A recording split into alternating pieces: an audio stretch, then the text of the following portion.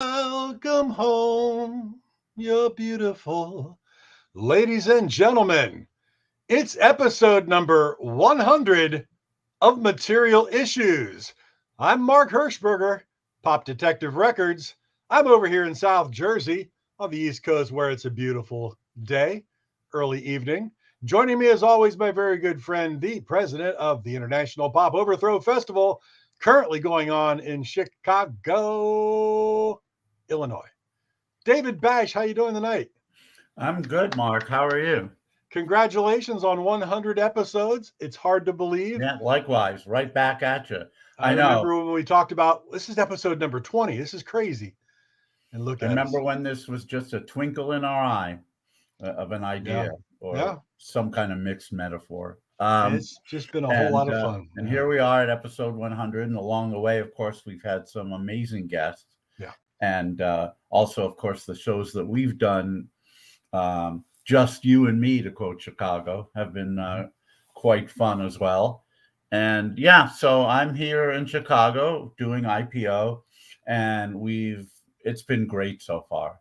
Yeah. Nice. We've had awesome crowds, and the bands have been well. The bands are always great, and I mean, I say that with as much bias as possible because I choose them, but you could tell by the crowd response that people are definitely agreeing, and people are discovering, a lot of bands that they really had no, idea existed. They didn't come to the show for certain bands, and yet they're leaving saying, "Wow!" And yeah, wow, almost 2 years. That's true. Yep. Yeah. So yeah, it's been it's just been a lot of fun so far. I have to say we're probably this may be the best IPO Chicago in quite a while. So Nice. Nice. hopefully it continues. We have shows tonight, tomorrow, Friday, and two shows on Saturday, all at the great club Montrose Saloon. Nice. It's really the perfect fit for IPO. It's just the right size. Thank you, Barry. Thank you, Barry.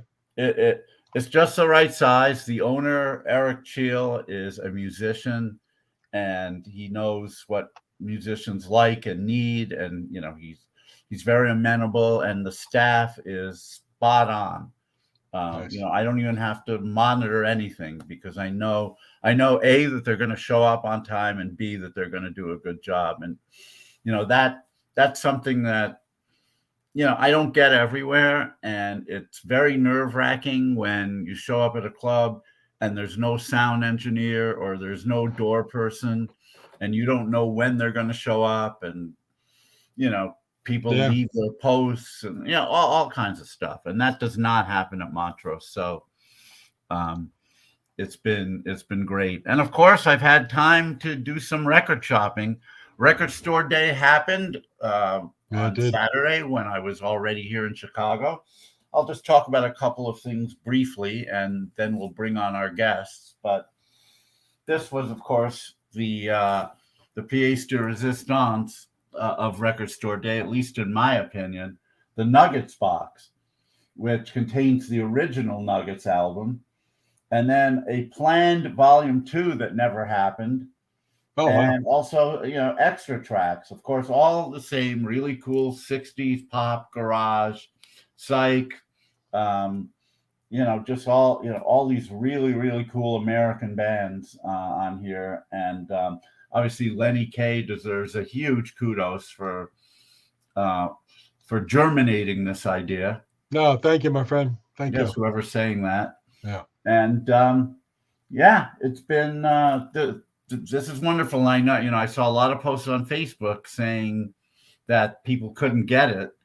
I hope that those people did find it at other places. I know Dusty Groove, where I was, which is an amazing store in Chicago, they had several copies, but I didn't see them put them online. So I don't know. I don't know what the deal is. Well, you grabbed it while you could. Another Nice. Nuggets like collection here is Behind the Dikes 3. These are all 60s beat and psychedelic from the Netherlands. Thank you, Andy. Hey, Andy. And so this one was really cool. The first two volumes are wonderful, and I'm sure this one will be no different. There's tons of other cool stuff that I got.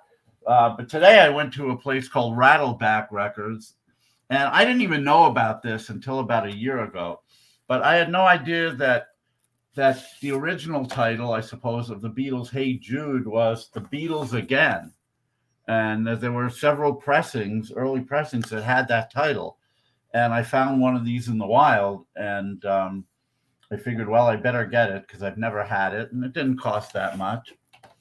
So there you go. I mean, Nice. again, I could talk tons about what I bought. Oh yeah, good haul. I know a friend of mine stood in line forever, and he texted me and said, "Is there anything I can get for you if it's there?" And he picked up the Romeo Void LP live from Mabuhay Gardens for me.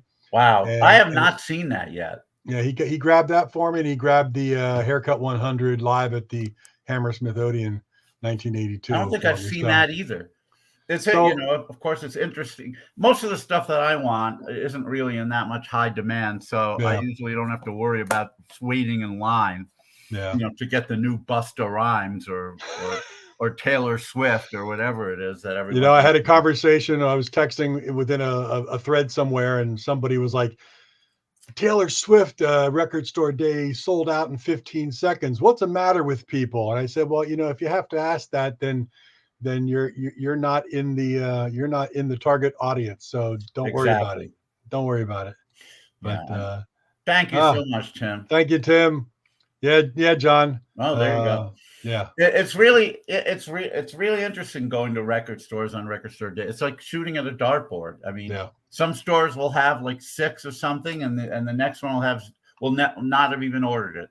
Yeah. So you really never know, and there have been a few things I still haven't seen. So, well, besides record store day, I know that you're always holding up your watch collection. I haven't had a new watch or anything in a long time, but I did get a brand new one in celebration of the 100th episode. So I'm proud to be wearing my Camden number 29 Punk 2 as a tribute to the Sex Pistols, because it's got the pink and green neon for the numbers, and that's Camden, right outside of London, a suburb of London, and it's Camden is a really cool watch company. I don't have one yet, but I'm sure I will. I've got my why is this not? I've got my Agelosser turbine, see-through, or tourbillon, I should say. Tourbillon. See the little movements down there, which is a really wonderful movement, and I like the skeleton look of it as well. So I've got that on today. And let me echo. I don't know why I didn't start with this, but I'm so glad you're feeling better. I mean, thank you. It's an awful ordeal to go through. Being in hospitals, of course, is not a lot of fun. Although I will say this: when after my first heart attack, I was in the hospital for 4 days. And there were times where I actually found it kind of comforting. I mean, not that I would have chosen to be there, but you've got people taking care of you. Well. I know it's their job, but at times you can tell the difference between the people who are there because they really do care about people, and those who are there because it's just a job that they're qualified to do. Yeah. And I definitely had a few people who I could tell really were concerned about me. I would imagine you must have as well. Oh, sure. But mostly just everybody checking in with me. And of course, everybody in the neighborhood surrounding me that dropped food off and soup and took care of my dog and did all the little things that, I'm by myself, so I don't have that. And when the neighborhood all shows up to help you and support you, it's a wonderful thing. So it really is. Very grateful. And you look really, you've lost weight, some of it by design, some of it not, but you look really good. Well, thank you. I feel good. Just got to get some issues resolved, but it's all good. We're above ground, and we're celebrating episode number 100. So it's great. I'm happy. Okay. Well, we'll figure everything else out. So tonight we're just going to have a good time. We got to bring some people on here that have been, first of all, friends, and also former guests on the show. And we're just going to have a good time talking a lot of things about everybody's last 2 years and the show. And we'll go from there. So I'm looking forward to this. Yeah. Do you want to bring them on in tandem, or should we just introduce them one by one? We're just going to introduce them. We'll just pop them, bump, bump, bump, bump, bump, and populate everything like the Brady Bunch. So, all right. Well, pick who you like. I always like to go with ladies first, but that's just. I think that's chivalrous. So, Ronnie Barnett. I had to. I'm sorry. I had to. I'm sorry. Well, I get that. No, that's very chivalrous of you, and I'm on board with that. So yeah, up first we have one of our early. There you go. We have one of our earlier guests. I don't remember which number episode she was on. I think she was on the first one where I actually could get a connection, because early on I was having all those issues. Very material. But yeah, of course, she's a singer, songwriter, musician extraordinaire. In so many bands, Masticators, Waking Hours, 7 and 6, has recorded and released so many amazing albums. My favorite is always probably going to be Lost Winter's Dream, though. Mm-hmm. But she's done so many great ones since then. And she's just, one of the bubbliest personalities that I know. And I'm sure she always will be. So would you please give a huge Material Issues welcome to Lisa Michaels. Welcome, Lisa. Oh, she's not being bubbly right now. No. It's all good. Hey, thanks for hanging out with us here on episode number 100 and just being a good buddy. Thank you. Yeah, thanks for the party. That's going to be. Should we go from the most to least feminine, or least to most feminine? Yeah, I wanted to say that the Ronnie thing, that was a backstage thing in case people are like, what? Yeah. Sorry, we'd have to explain the whole joke. It wasn't a cut on Ronnie at all, but it was funny. No. Well, let's bring him on. Bass player for one of the most iconic pop punk bands of all time, the Muffs.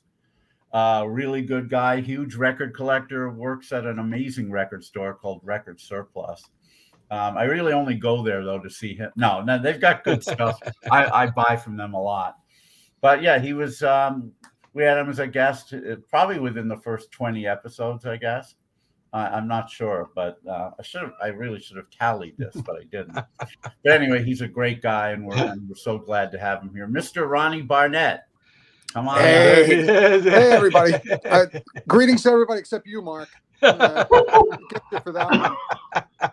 Actually, I take it as a compliment. So it's all good. Yeah. It's all good. If I didn't think you could take it, I wouldn't have said it. So it's exactly. all good. That's what I'm here for. It's all good. All right. Well, thank you, Ronnie, for joining us and hanging out with us, my friend. Up next, we have pop music journalist extraordinaire, author of books on power pop, in which Kiss is not mentioned at all, and they certainly should not be. Well, I keep it handy. All right, I keep that handy. It's always handy.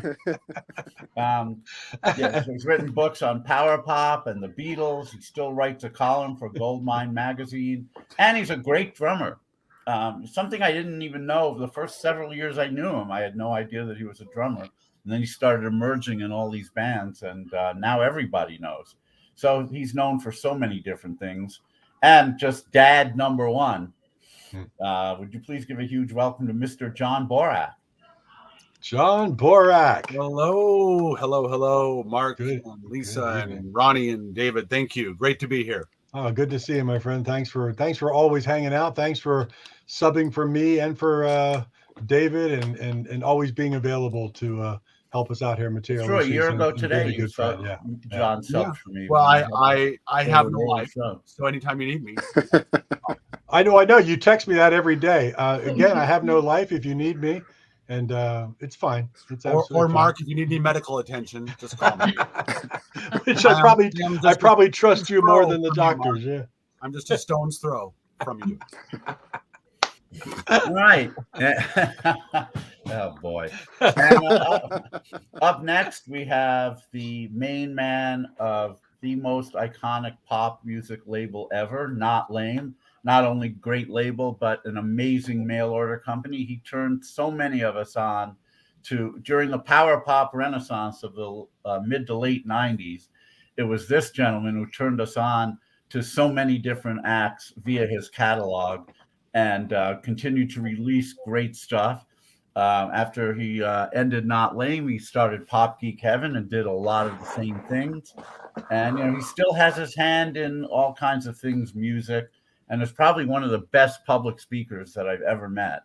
And so we're always honored to have him from Denver, Colorado today, Mr. Bruce Brodeen.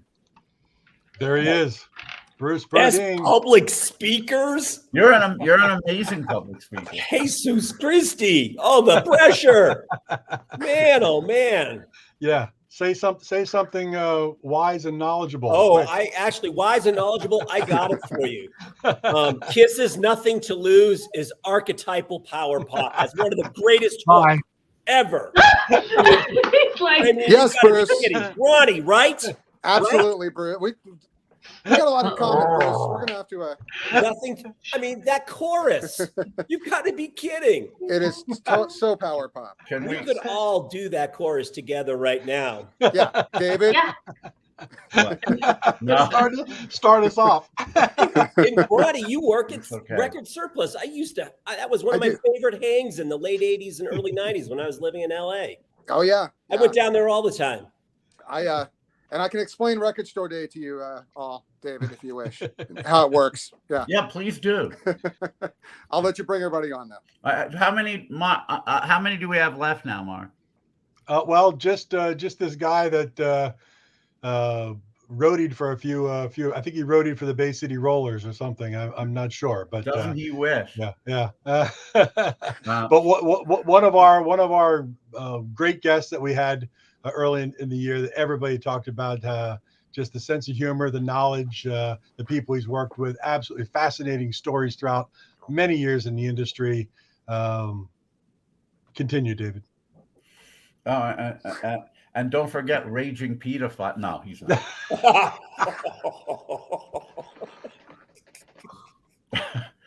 We're just kidding. But that's not as bad as being a Kiss fan. I think I got that release at Record Store Day. Yeah. Which one? Amazing Peter Pan? Oh, shit. Raging Peter Pan? I can't wait till John gets on here We now. all need to take a moment, clearly.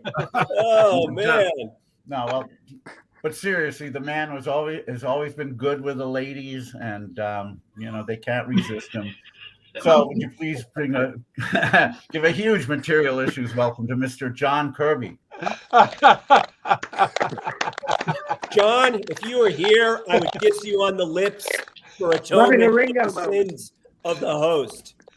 John, I figured you would give me one of these instead of one of those. Mr. Kirby, how are you tonight? Mr. Kirby is a great song. Mr. Kirby is a great song by the New Yorkers, who eventually became the Hudson Brothers. Do you know that song, John? No. No? Oh, check it out on YouTube. It's a really cool kind of garage psych pop song. Oh, now we're getting a click. Hey, while I've been thinking about it, What? something I thought of today, just a useless piece of information. But Useless information. there's a new Get Graham it? album coming Bring out it, bring in it. clubs, right? What? And there's What's also that? 2 albums being brought out at the same time. One by Alan Clark, and one by what's his name, Michael Wickforce, the singer that replaced Alan Clark. So there's like 3 Hollies-related releases within the space of a month. Oh, wow. How about that? It's out We on caught the most road. of that. It's We caught really most of that, John. underrated We got that album, connection by the here. way. Yeah. For all you Hollies fans, can you hear me? Oh, Yeah, you're cutting in and out, John. If you wanna try to go out and come back in again, Hang on a minute. Let me log, see what I can yeah, do. log off and come back in and see if it clears up these squirrels.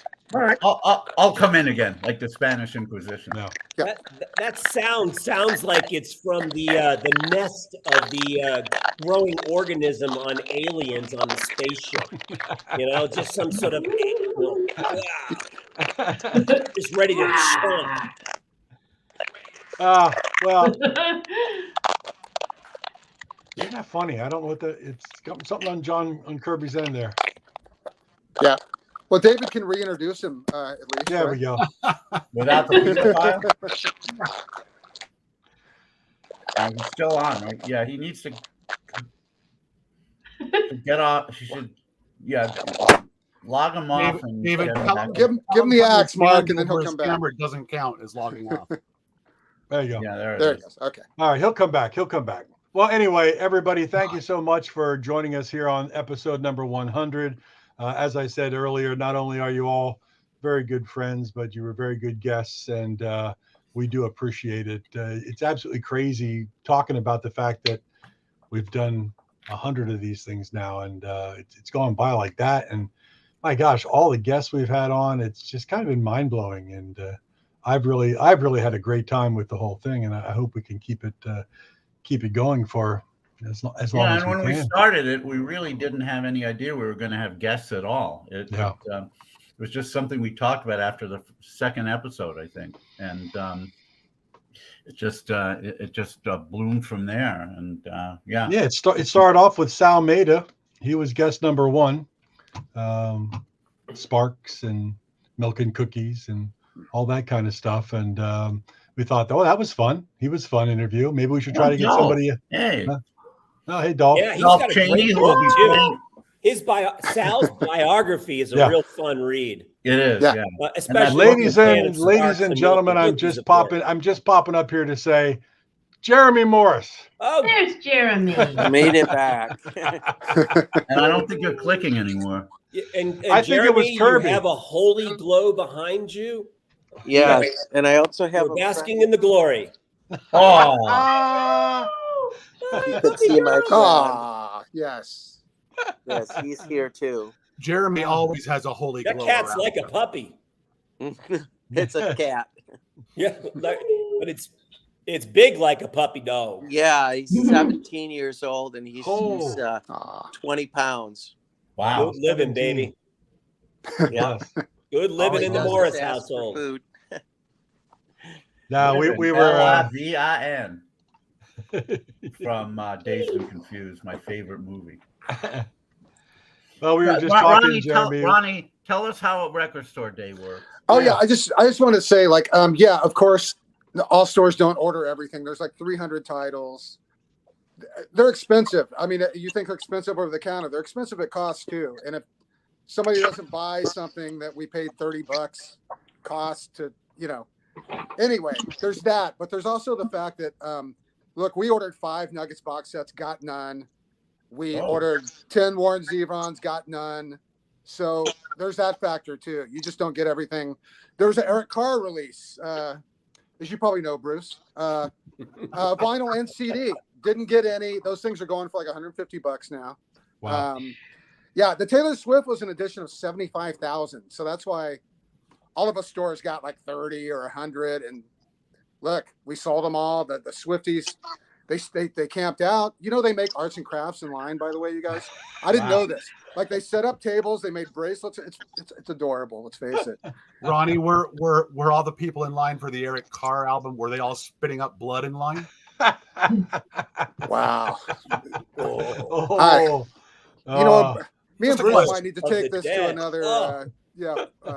Another chat room. No, Ronnie, is it random? Is it random in terms of like, who gets what, or is it? It's kind of the distributor. Yeah, we use Alliance, which is the big distributor that most people use, and they kind of got to spread it out a little bit like that. Like some things there's 1,000 of, some things there's 5,000 of. You know what I mean? Like, so another super hot title I know none of us would care about, but is that band, the 1975.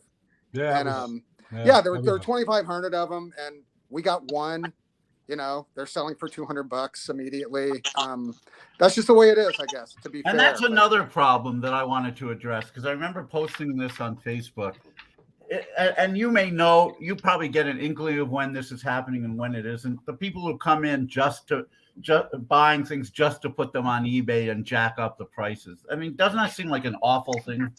No, yeah. I mean, all we can do, and I think most stores do this, you kind of limit 8 titles total, you know, only one of each title, you know, and it's really all you can do. I mean, yeah, you know, you can't. I remember one year I saw a guy actually wearing an Amazon pullover shirt, like going through his record store days. I took a picture of it. I couldn't believe it. Like, he had an assistant. Yeah. Anyway. So Ronnie, you can't with record store day purchases, you can't return them, can you? No. You buy them, you got them. Exactly. Okay. Exactly. Yeah, So, that's tough from a buying standpoint for sure. No, it really is. Like when we're sitting on, say, 4 leftover Charlie Parker things that sell for $50. I mean, yeah, think of the cost of that. I mean, that's why the stores get the blame for these costs, but it's not the Yeah. Nice. Jeremy, get behind the dice. Well done, Jeremy. yeah. Well done, David. This is the third. And the Nuggets box said that's the one I was drooling when we were in the green room before. Let's take a peek here. Wow. Oh, What's that? Yeah, I haven't seen that. Yes. Nice. Rich kids. So sidebars with that one. I'm a massive Rich Kids fans, but I've always wanted to have somebody find those master tapes and remix them because Mick Ronson did a shiny job with the mixing of that album. Yeah. But I always hear it in my head of what I would do in the studio to just tap that thing, tap those levels up. Oh, wow. I listen to that record every 6 months, almost without fail. I just love it. Ronnie, do you guys still have a Rich Kids? Because I need that. We sold out of that one. Oh, okay. Yeah. It's around. You know what? That's one of the ones that's kind of available for a good price at this point. Yeah. Hey, but I'll sell it to you for $50. Yeah. No. That one I saw. I just looked. That would actually be good, John. I would probably Yeah. They're like 15, and there's like 100 of them starting at $15 at this point on Discogs. So I saw in the questions online there, Dolph was asking about the Husker Du release. So did you see any of those there? Yeah, I haven't. I want to tell everybody that's available on CD as well, and that's the proper format for a lo-fi live release, if you ask me. Like, that Husker Du is $50. Like, you know what I mean? I understand the vinyl perverts and stuff and whatever, but like, is that what you call them in the store? Vinyl that's what I call them. Yeah. No, just CDs are okay, folks. You got it here today. I'm talking about this with David. It's okay to work at all formats, people. You're really missing out. That Haircut 100 is a perfect example. You have that box set, that 4 CD box set. Yeah. So the record store day thing is one of those discs on vinyl. You know what I mean? Like, so I don't know. Yeah. Did any of you grab this one? Is that the Susie No, I Quattro? haven't seen it. Quattro. Oh, yeah. It's a double. Yeah. It's a double, though. There you go. Yeah. Well, John, I know you're that- really You actually like that record? You actually like that record? No. Okay. but it was who's being asked the question? Have you listened to the Quattro? I listened to the whole thing. I thought it was good. Yeah, I that would have been one I would have picked up if I wasn't. Lisa, you've been conspicuously silent. Did you and Tom do Record Store Day, or do you not do it? No, not yet. I want to take my daughter. When is it? Did I miss it? You missed it. Yeah. You missed it. Saturday, but don't worry, there'll be another one in 2 weeks. Is that the T-Rex? So the Hey, stores, what is that the one? stores are Yeah, still I Hey, John, what is that? Store Day stuff. What is that one about? And you'll be okay. It is I guess a 1973 Japanese best of, Oh, Wow. interesting. but it doesn't have Get It On it. Curious. But- huh? but We've heard Something with that one. something else. Yeah, I mean, let's face it. Okay, By the way- here we go again. Can you see Oh, that? Jeremy, what do you got here? Yeah. Oh yeah, surfing the what's it? Since I live by the Great Lakes, this was a no-brainer, right? Oh yeah, surfing the Great Lakes. You can surf the Great Lakes. Literally. Oh, I love it. Here's By the way, a cool one that I got that's not Record Store Day. Low Shaker, Shaker Mania, like a bunch of their singles that weren't. I've on never the album. seen that one before. Was that? That's not Record Store Day. That's But I've never seen that you release got from Gerson Records in Spain, which is an amazing label. They just did this. Oh, nice. And they did amazing versions of the original Shakers albums a couple of years ago. Okay. Yes, there we the Hal go. Blaine is cool. Oh, by the way, Lisa, No one's talked about this. Uh-huh. one. Yeah, I know. right. your new band is awesome. Oh, thank you, Jeremy. Thank you. Yeah, really great. Nice. Are you guys recording an album? Yes. Yes. We're Is it recording. very far into it? Yep. Mm-hmm. Almost done? We're actually kind of still writing. Like, we got really inspired, so we're kind of in that. We're still rehearsing, so that thanks, dolls. So we have to rehearse. You know how it is. What works best as a band, and then go from there. Because I've been bandless for so long, I forgot how it works. Which band are you recording with right now? We're called the High Frequencies. Oh, the High Frequencies. Okay. Oh, nice. Yeah, How are you that's enjoying there we go. Virginia? Oh my Thanks, gosh, Dolph. it's so beautiful. Is it? It's so beautiful. Yeah, the weather is so nice, and we get to see lots of, wild animals, the birds. God, I just like them. I just love it. You feel breeze, not like California was always still. But God bless California and my California friends. Was the recording that you're doing now, was that your big news you were talking about earlier? Or, no, we're first of all, before you get into that, Lisa, I just want to say Lisa was guest number 3 on Material Issues. Oh wow! So she was top 3 whenever there was only 3. So she's still top 3, even though we've had 84 guests. So that's all I'm going to say. Thank you, Lisa, for being on early with us. But please thank you. tell us what we got going on with some news. Okay, so Marty's going to let me tell this. Do you know where this is going? I do. Okay. Yay! You win. Stump the bash. I just know Marty. So it looks like we're going to be working with Gem Records. So Wow, nice. Yeah. We'll make a proper announcement later, but I'm very excited. You've got a distributor sitting right here, so yeah. Yeah, Marty always sends me everything he releases and lets me know what's going on. So nice. I'm sure well, he'll congratulations. do a good That's job awesome. keeping me informed. Awesome. Jeremy, I have to ask you got a big old advance from the record label. Pardon? What do you What's say, that? I said, I hope you got a big monster advance from the record, and you're going out and you're partying and partying. We'll play a little. Party. She's spending it all on birdseed in the Virginia birds. Exactly. Yeah, when we did a Gem Records night at IPO New York a couple of years ago, Marty Scott sends me a message saying, "Make sure you reserve a parking spot for me." It's like, it's not my club, it's not my street. Thank you. Make it happen. Yeah. Yeah. In Manhattan, I'm sure. Marty definitely is a Lisa Michaels fan for sure. Yeah. He's And a I'm big a- fan of you.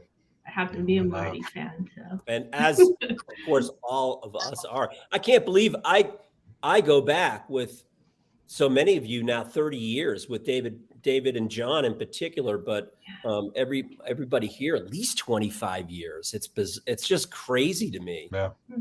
More than that, going on 30 pretty much, because Not Lame started in late 94. But David and John I knew beforehand because we were AOL buddies. Woo! When it went Tape trading buddies. I was very late to the table with thank you, Greg. I was very late to the table with email. I didn't get email until the end of 96. And it was AOL, Same of course. Here. Yeah, we're about to have the 30th anniversary of the First Muffs album next month. Wow. Like in 2 weeks. Away, Ronnie. It's insane. Yeah, and like you say, Bruce, it's insane. I mean, it's Is there going to be a deluxe reissue or anything? Well, there already was. that's Omnivore right. already did that a few years ago. Well, yeah, that's true. But yeah, No. and then it came out on vinyl eventually on Drastic Plastic, which is a great label. Yeah. Got mastered by Kevin Gray. I mean, yeah. So nice. Aww. Yeah. the album's not perfect, but whatever. It is what it is. Ronnie, I want to know about that Hal Blaine album you were holding up. Yeah. His album Psychedelic Percussion from '68, I think. Wow. So Jackpot reissued this for Record Store Day. So Nice. Yeah, I saw Jackpot's a nobody really in my cool news label feed. out of Portland. Yeah, exactly. So and they have a good. Have you been to the record store? It's pretty cool. yeah, I have not. Yeah, good stuff. Oh, another cat appearance. Yeah. I'm gonna have to get mine. Yes. I picked this up. I don't know if anyone's. Wow. Is that 8-track? Oh, nice. John. That is What? Very nice. Where did you find that? Yeah. Actually, somebody sent it to me, believe it or not. Oh, that's Yeah. cool. I collect 8 tracks because I'm kind of a nut, but Well, yeah. that's good to know. Yeah. How many of those 8 tracks do you have now, John? Oh, several. Yeah. Another cat makes an appearance. You just don't want your wife. You don't want Christy to know how many you have of that. Is why there? Yeah. Beautiful markings. Trust me, I understand. I know you do. Did There she was. anybody There she was. grab this? I haven't seen that. haven't heard it, but I bought it. Early Is that Bubble 70s. Puppy? See that? Oh yeah, Is that Early Bubble 70s Puppy? Prague. Is that what that Marble Frog. Marble. I don't know Frog what with it is. PHR. It I've was never listened. yeah, it's to a private what it press sounds psych like, but I record. bought it. Oh, okay. Yeah. A lot of covers, Is like it they good? do Cream cover. Oh, all right. Wow. Yeah. Cool. $800 record if you find an original. Ooh. Not likely. Well, this is Yeah. this is the one. Hey, John, I think you saw in the previous episode, I got the Rocky Burnett signed the 8-track tape I sent him. That's And sent cool. it back to me, and he'd never actually seen it on 8-track. He said, Really? "This is my album, and I've never held an 8-track Wow. tape of it." I told him, I said, "Keep it," but Yeah, he said, "No." I was telling David I met Rocky once. It was when Dwight Twilley came out here to LA to play, and Rocky and Dwight are good friends. So Rocky was there, and he was the nicest guy. Yeah, he really was. That's a I met him gentleman. the same time actually at Richie Podler's house when they were actually playing Dwight's album for the first time. So yeah, he was Super very nice guy. I still Billy talk to Swan him. was there too. I still He talk said, to "I him can every help," week. Yeah, but they didn't want it. yeah. He's just he's going down a tough road physically. He's having a hard time. But Sorry we to do hear talk. We do talk every week. He appreciates me checking in on him, and that. Did you become friends with him from the show yeah, when you did? yeah. Wow, I found a contact information, and I just I basically called a phone number someone gave me, and he's like, "Hello, Rockman," and I'm like, "Rockman, you're not gonna believe this," but and then we just became very good friends. And he's on oxygen tank. He can't leave his house. He's up in like kind of a backwoods cabin situation, and his roof fell in 3 or 4 weeks ago. Oh. And he's just he's having a hard time, but Is he still in touch with Jan and Dwight? all the time. Yeah. Yeah, because All I mean, the when time. I was working with Dwight back in late '90s, they would talked about Rocky all the time. Yeah. Just so many great memories. And he's still very close with his obviously cousin great Billy, friendship. and he and Billy are now very close. And there was a time when they were estranged, but with his health reasons, family comes first, so they're back in very, very close connection. But I really thought Dwight had texted me and said he would join us tonight, which would have been different. Did you guys see that episode? Did all of you see the episode with Dwight Twilley? No, what happened? It was a train wreck. What didn't happen? Wow. He didn't want to be on He didn't want to be on video because he had a quote COVID beard. Then secondly, he was half in the bag. And thirdly, yeah, he could barely answer any questions. When we would ask, what he did answer would be like interviewing Brian Wilson in 1995, like 3-word answers, and then often we would hear Jan in the background giving him the answers. We could actually hear it, and so could people watching. It was so embarrassing. Dwight, if you're watching, How we love bizarre. We do love Dwight. It was just I don't know whether it was just we caught him at a bad time or what. The weird thing was his 3-word answers were all "I'm on fire." Yeah, pretty much. What else should he be saying? You know? I mean, imagine being Dwight Twilley and being in a restaurant and somebody kind of holds a candle too close to you and you actually catch on fire and you scream, "I'm on fire!" Everybody goes, "Yeah, I agree." He'd say Good Twilly song. don't mind. Twilly don't mind. So actually, let's do a roundabout here. So that song is so iconic, and arguably, certainly one of the top, I would say, 5 power pop songs of all time. But you cannot not put it in the top 10. I would love the people's first, if you have the memory. Do you remember the first time you heard "I'm on Fire"? Because I sure did. I do. I'll save my story for the end, but I'd love to hear that song. Just made such an impact on me, and so I have a cool story. I'll share it at the end, but I'd love to hear if people remember what your connection to that song is. The first time. I don't know that I know it wasn't when it came out, because for whatever reason, where I lived and grew up, Dwight Twilley, even though there was some radio play of it, it wasn't anything that was really a known entity, even in my high school and whatnot. So I probably heard it searching for records at my local Record Revolution, and I think I probably heard it being played while I was looking for albums, and I kind of went. We'll go across the screen. David, you're next. Yeah. Wait, what? Oh, I thought John. You're next, David. Do you have a recollection of this song? You heard it? I definitely do. I first heard it. I was a religious listener to American Top 40 with, of course, Casey Kasem at that time, and so the first time I heard it was on a 1975 AT40 broadcast. First thing I thought Casey was saying Dwight Willie, and I thought it was a group. So I didn't know it was a person, but I remember hearing the song and thinking, "Wow! I mean, this is like something I haven't heard in years and years and years." It definitely had such a 50s and 60s kind of vibe to it that nobody else was doing at that particular time. So I found it pretty remarkable.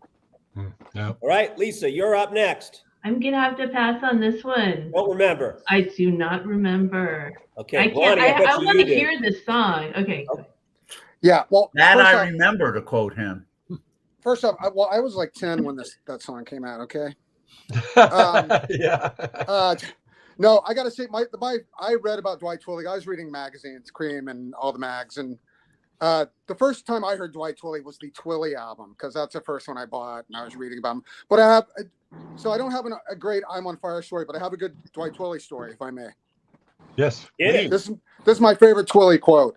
So my friend Todd Abramson, who used to own Maxwell's and book bands in the area and all that for a long time, he did a power pop festival, 10 years ago, in New York, and it was Twilley in 2020 and Shoes and I don't know who else. Anyway, Jan was calling him. Jan and Dwight were calling him, right, like twice a week, 3 times a week, leading up. And one time Dwight was on the phone and he said, "How's the?" This was like the gig was going to be in like January. He's like, "How's the weather there? What's the temperature?" And Todd said, "Oh, it's probably going to be about 30." And Dwight said, "That sounds a little chilly for Twilley." Oh no!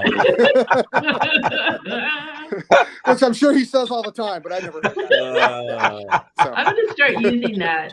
Yeah, no, it's good. Yeah, it's a good one. That's a little chilly for Twilley. Yeah. All right, hey Jeremy, we're going around the horn. I proposed a question of if anybody has a recollection of hearing Dwight Twilley band's "I'm on Fire" the first time. John is up next, and then you, and then it goes to me. Okay. If when Dwight Twilley goes to have dinner and he orders chili, he says, "I'll have some chili." Twilley will have chili. Twilley will have chili. Chili for Twilley. Nice one, Doc. That's right. That's a good restaurant. Good one, John. I'll show another one of my 8 tracks here. There you go. Still sealed. I don't remember the first specific time I heard it, but I remember buying the 45 because that was right around the time I started buying singles. I was probably 13, 14 years old when that came out. And I remember buying the single. I remember the picture sleeve, and I remember thinking, boy, this looks kind of odd. The cover of the picture sleeve was, I think it was the same as the cover of the album, if I remember correctly. But yeah, like David said, it was like nothing else you heard on the radio at the time. And I remember thinking, man, this is really, really cool. I'd love to hear more stuff like this. All right, Jeremy, you're up next. Oh my God! Ronnie, way to There go. you go. Seal, There you John. go. Take that. White Take Billy. that, Look at John. that. You just Seal. pulled that out. Wow. I have a bunch of good, Guys. not to get on this, but yeah, I got a bunch of, how about this seal? Okay. Wow! Yeah. Yeah. Oh, that's All a right. nice one. Okay. I'll Two see more. your second album. Wow. Oh and my tell you the first gosh. one. Wow, the first one. Plethora. The first one. Yeah. All right. All right. Oh, Eight track there you nerd go, tonight. Bruce. I have one. Yes. There you go, John. I have one too. Yeah. That's Jeremy, awesome. be careful. I think Jeremy just captured a panther. Ronnie, were you Yep, looking for that's the another one magic of my marker cats. to write your name on it? Yeah. Yes. There it is. There you Look go. at that. So Jeremy, Sorry. real quick. Sorry, Bruce. We have to tie up the open loop here. So do you have a recollection of hearing "I'm on Fire"? I do, First time- because it was played on the college radio station here called WIDR, which is a great radio station. And I went right out and bought the record, of course, and loved it, and bought every one that's come out since. And yeah, I just really connected with that band and its music. And I remember a song, early one called "That I Remember," and a line in the song says, 6 o'clock in the morning, still recording. And that was kind of my life back then, because I had a home studio in my bedroom, and I just record all night, not go to bed. Great memories. Nice. Awesome. Great music. All right. Well, now I have my story, since I proposed the question, and we're about half and half with strong recollections of it. So this song means a lot to me personally, because it really just rewired my brain. I was 13 years old in the summer of 1976, and we were maybe 14, driving across the country, and we were driving through Iowa in the family car, listening to the AM radio, and this song came on, and I had the same sort of emotional, deeply visceral,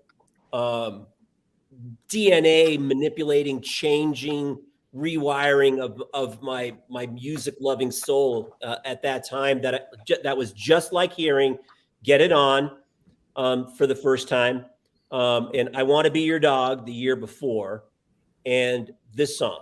Those three songs really are the foundation of my music passions at that time in my life, and they still continue to be. But and they didn't back announce, of course. Yeah. So I heard this amazing song, and I had no idea. And I'm a kid in the back seat going, "What the fuck? I need to know this song." And I knew. Remember how it was? Those songs went into the ether many times. Yeah. You heard them, and they were gone forever. Yeah. You wouldn't hear about them because there was, of course, no internet. And the music magazines was sparse and few, and there just was no way to find. And calling a radio station, well, how do you do that in the middle of Iowa? And my parents aren't going to be pulling over saying, "We got to find the radio station." I was probably tempted, but anyway, it's just it was really, really life changing for me. And of course, it has the greatest 3-second guitar solo ever. I mean, that what is it? Ronnie, you're a musician. 2.5 seconds. That sounds right. Yeah. That's all you need. It's all you need. Oh. Yeah, sometimes. I mean, what a legend, Pitcock the Fourth. Yes, I mean, absolutely. Unbelievable. Yeah. I try to tell people, it's like, if you get a chance to grab somebody and say, "This is what a concise, compact guitar solo can do in a few seconds." Yeah. Prove to me that you can top this one, and do that as a throwdown challenge, and you can't top it. Yep. Elliot Easton's a master of that too. Right? Yeah, Elliot, you're absolutely right, Ronnie. Elliot has it's one of the great crimes of the Cars was Ocasek not letting him shine and giving him more opportunities to present his amazing technical genius. as a guitar player. But man, I've done hours and hours and hours of air guitar to Elliot Easton solos Yes. where they appear. I am lucky enough to be playing with Elliot in a combo for the Nuggets. Wild Oh, Honey no show way. next month. Oh, Wow. Very So cool. cool. Tell I'm us not about supposed that. to give that away. I'm not supposed to give these things away. Oh, We I'm didn't very hear a excited. thing. Nobody heard a thing. Yeah, very excited. What? But tell us more. so Elliot still lives in LA? Yeah. He'll be on quite a few songs, but Oh, I'm nice. lucky enough to be in one of them. Yeah. So Nice. I'm Interesting lucky you Cat bring enough. out of up- the bag. Tell us about it a little bit. Yeah. Okay. Yeah. yeah. Well, I'll just. I don't want to say what songs they are, but my close friend Darian, you guys know Darian from the Wondermints, and yeah, he's in charge of 3 songs, and so it's one that he's in charge of, and I shouldn't say who's singing. Yeah, I can't tell you who's. I don't want to get him in trouble. Yeah, Is this I can't tell you okay? who's We're in singing, this but little bubble enclave. yeah. We're a safe I'll tell you, community it's here. one of the songs on side 4. Okay. All right. One of the songs on side 4. I think I know which one it probably is. Anyway, yeah. Anyway, that's gonna be a good time. I didn't mean Wow. to No, plug anything, but yeah. You it's gonna bring be a up good one. Darian, Ronnie, and that Darian was, I believe, Lisa's first producer. I met Lisa through Darian. I've known Lisa longer than anybody else here. We met in 1990 when they were working on her Lost Winter's Dream album. Again, like I said earlier, as much as I love your music all the way through your career, Lisa, Lost Winter's Dream will always be my favorite. Yeah. And Darian and Nick knew exactly what to bring out of you. I don't know if you've heard that, if everyone here has heard that album. It's like a half I need Christmas, to hear it, half kind of girl groupie sound album, and it's wonderful. Absolutely wonderful. I mean, X times mass equals Times Squared is still one of my Oh my favorite songs God. ever. Nick. Oh, I have a share. I have a Okay. share. Great. Yeah. Okay. Oh, and there goes my whole deck. I'm the only one. So here's my alien. That's really nothing. Sorry, that's a microphone. Sorry.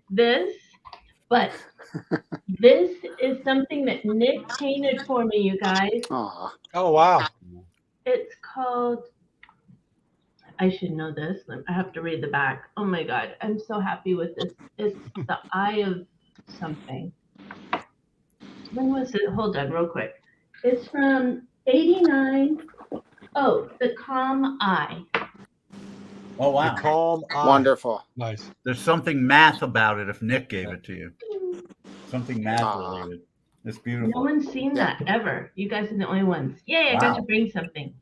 Wasn't an Wonderful. album, but Kind I of love it. connected to this. Does anybody here know, Lisa or Ronnie, as to why there's never been any reissues in keeping the Wondermints albums in print? Is there just I've they asked disappeared Omnivore many years ago. Omnivore about it, Bruce. What's that? I've asked Omnivore about it.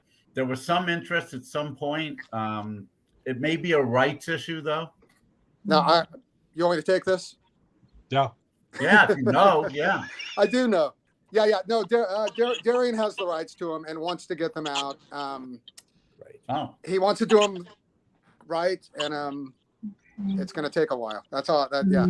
That's all can be said. But I hope Yeah. it's before I die. no, Like, we all. right? Yeah, right. I Right? can't imagine a better label for it than Omnivore. but- No, Yeah, absolutely. I agree. Of course, being It's in a the Omnivore perfect, family, perfect but home for that.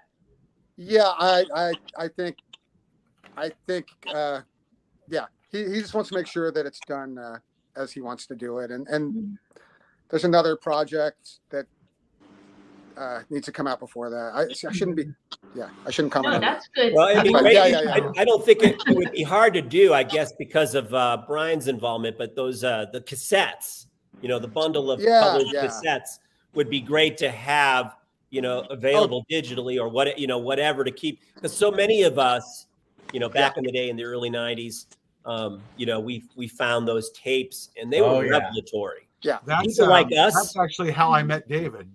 Was it really? I read a review of those tapes in BAM magazine. If you remember BAM magazine, Yeah. of course. in California. And at the end of the review, it said, "For more information, contact," and it had Darian's phone number. Dang. or Good email. old days. Yeah. So I'm like, wow, That'd be a this phone sounds number, really yeah. cool. So I called Derry and we talked about music, and he said, wow, you really need to meet my friend David Bash. Oh. That's how we met. Nice. Yeah. That's Don't blame great. Darian. Did not know that. That's how I met Jordan All Oates his also. fault. I met Jordan Oates the same way. Is it just me, or do I feel like if Jeremy starts singing, we're watching a Jeremy music video?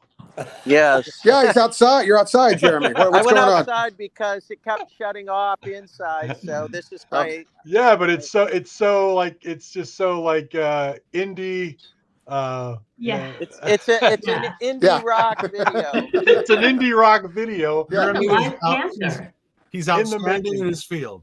Hey, Mark, you can be Mark Parento and introduce the next video here on MTV. Right. Hey, you know what? You had the curly hair and you got the first name. I'm good. Why not? You know, I'm a stonemason. I'm happy. This is You should have great. said that, Mark, when you talked to Rocky Burnett and he said, hey, this is the Rock Man. You should have said, I'm the Stone Mason. Stonemason. I don't know why this popped into my head, but I guess because you were talking about MTV. Do you remember when Bowie was on and he cornered Mark Goodman into like, why aren't you playing more black artists? Oh, I felt so sorry for Mark Oh, Goodman. Lord. I didn't know what to do. He was so blindsided by that. And they aired that. Yeah. Oh, yeah. Yeah. Oh my God, poor guy. Unbelievable. David, I do want to say a thank you to at some point. Yeah. Oh, okay. Now Yeah. it got silent. So I'm You like, got the. I got the room. No, but I wanted to say, and I don't mean to interrupt. Was that it for that last part? Okay, I'll just talk. I wanted to say thank you too, because I've been watching the videos from International Pop Overthrow, and thank you for sharing those, because you know some of us can't get there. And I discovered that band Burr, B-U-R. Oh, yeah. Holy camoli! They're like my new favorite band, and I still have yet to go through your other videos. But what a great way to keep learning about these new artists and bands. Oh my gosh, thank you for all you do. It's my pleasure. I love taking the videos and just writing whatever comes to my head at that moment. And I'm glad people are discovering stuff. You know, at IPO, I mean, there's right. nobody who's there's no one who's gonna love every band that I post about. Well, thank you, Dolph. Dolph Cheney's gonna be playing IPO Chicago on Friday. Nice. Wow. Dolph on Big Stir Records. But yeah, it's one of the most fun things about doing IPO lately has been taking those videos. And the good thing in Liverpool now, because I don't have to go between different stages, we're now only using the one cavern stage. I'm able to take videos and talk about every band now. And Galgun will be playing too. Yeah, it's like any city. There's a bit of incestuous stuff going on between bands. And I got to tell you, Chicago has one of the best pop scenes that I've ever experienced, and Chicago also has some of the best people that I've ever known. Aww. Everybody. The one thing about people in Chicago is they're very working class, and if you work hard, they will let you know how appreciative they are of that. They look you in the eye. They keep their word. I mean, obviously there are people like that everywhere, but it's like in Chicago, I find that to be a common trait, and it's just such a pleasure to be here every year. It really is. David, I'm making my IPO debut in LA this year on one song. I don't know if you know that. I didn't. Yes. Yay! So yeah, I'm giving I'm away intrigued. everything here. Yeah. I'm intrigued. I don't want to know. Okay. Oh, okay. what if we do? No, I'm just kidding. All right, fine. We'll wait. Yep. Hey, Lisa brings up a really great point that I hadn't thought of, Lisa. I'm really glad you mentioned it, but I didn't realize how much over the last few years I have enjoyed David's videos from the IPOs when it goes. So when you see them in the role, and it's like I didn't consciously recognize this, but I know right away what's happening, and then I'm going to be scrolling through a whole bunch of videos, and I'm going to hear a bunch of bands I haven't heard of, and line up on them and kind of take notes.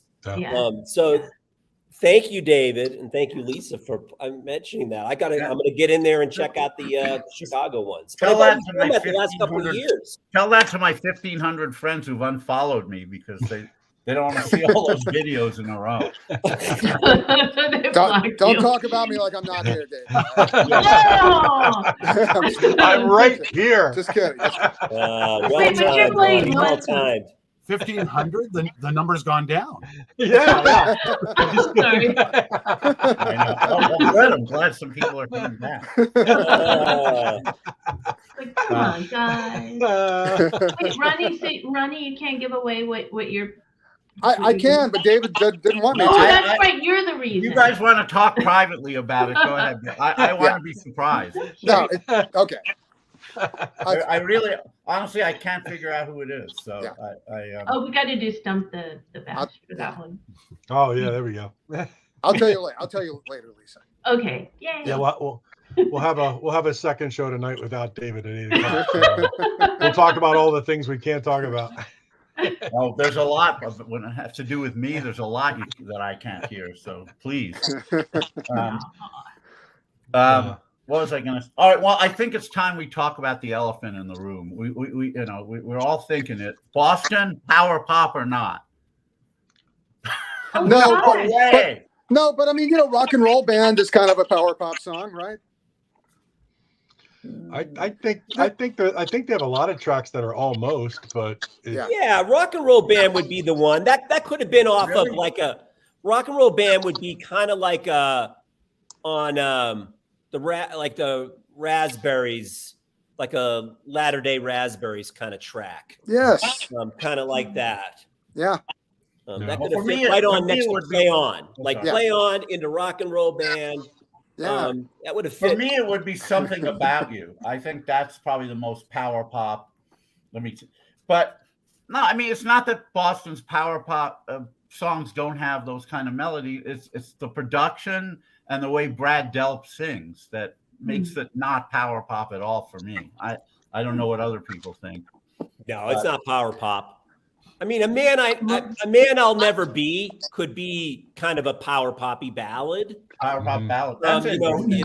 For another band, but the band itself, definitely not. What about melodic rock? I mean, just straight up. Well, I mean, right, it's poppy, but for sure it's melodic rock. Yeah. Yeah.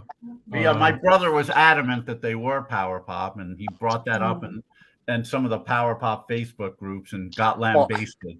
I dropped out of all those Facebook power pop groups. I couldn't take it. So funny story there. On my 60th birthday, back this last July, there was a big concert that we were putting together at one of the great venues in Fort Collins, Colorado, and there was going to be about 400 or 500 people there with a 70s tribute band, and I was going to, and it was a fundraiser for my wife's nonprofit in India, and one of the things that was going to happen that night was I was going to play air guitar with the band to Foreplay. Really? Yeah, so I was going to do the it didn't happen. Yeah, I was going to rock it, man, for 3 minutes. Song, right? I mean, and I was the Boston song, not actual Foreplay. It's very technical. Brad, that's a very good point. Yeah, New England's got a lot of power pop stuff. Yeah, absolutely.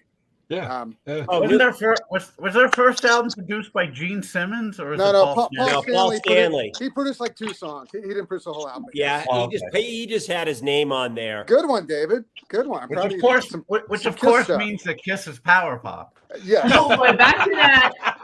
It all comes full circle. But somebody mentioned Sib Hashian there in a comment. Did you guys know The Rock is married to Sib Hashian's daughter? Totally true. I did not know.